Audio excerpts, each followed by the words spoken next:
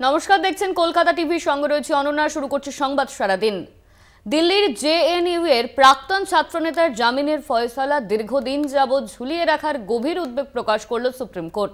2020 সালে দিল্লির দাঙ্গায় যুক্ত থাকার অভিযোগে তাকে গ্রেপ্তারের পর 3 বছরের বেশি সময় অতিক্রান্ত, কিন্তু দিল্লি হাইকোর্টে দফায় দফায় আবেদন সত্ত্বেও তার জামিন অধরা থাকায় অসন্তোষ প্রকাশ করেছে সর্বোচ্চ আদালত।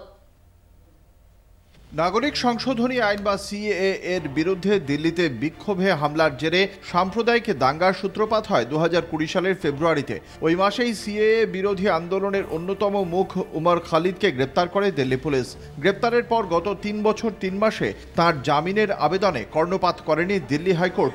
কার্যত বিনা বিচারে তাঁকে কারারই লৌহ কপাটের অন্ধকারে আটকে রাখা হয়েছে। দিনের পর দিন তার আবেদনের শুনানি ঝুলিয়ে রাখার অভিযোগ তোলা হয়েছে খালিদের পক্ষ থেকে। সম্প্রতি এ বিষয়ে দৃষ্টি আকর্ষণ করে সুপ্রিম কোর্টে আবেদন করা হয় তার পক্ষ থেকে।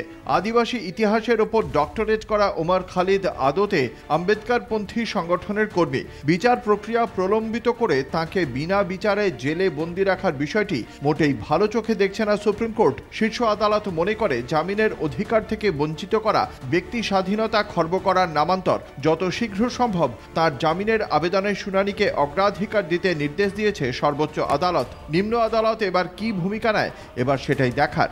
কলকাতা টিভি।